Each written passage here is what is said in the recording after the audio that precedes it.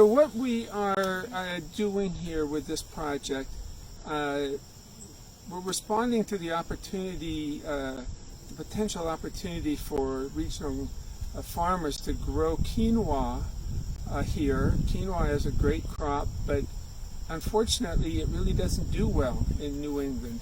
It requires a long growing season, and it's not happy with the high humidity, and it's subject to some fungal diseases.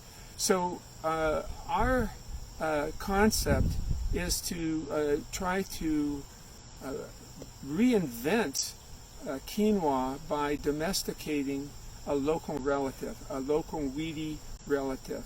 So here you have a quinoa that we're looking at, and then as I step back here, this more gangly looking plant, this is a local relative of quinoa. It can be crossed with quinoa, and we think that we can actually use this local relative and even breed it into a form of quinoa that would be adapted for growing in New England conditions.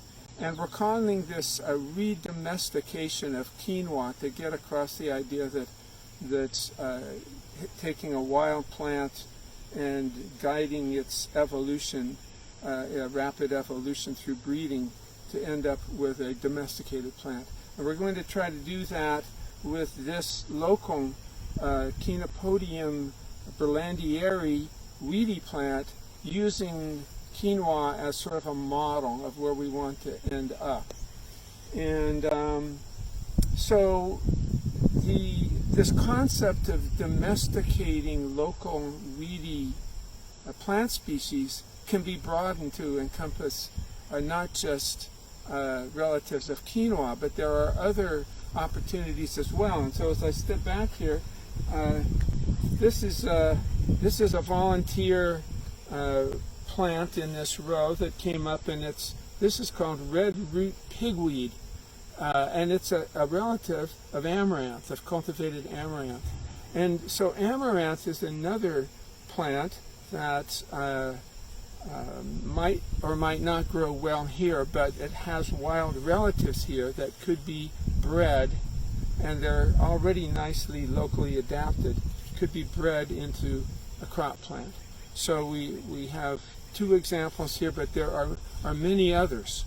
No domesticated crop plant has its origins in northern New England, maybe arguably blueberries.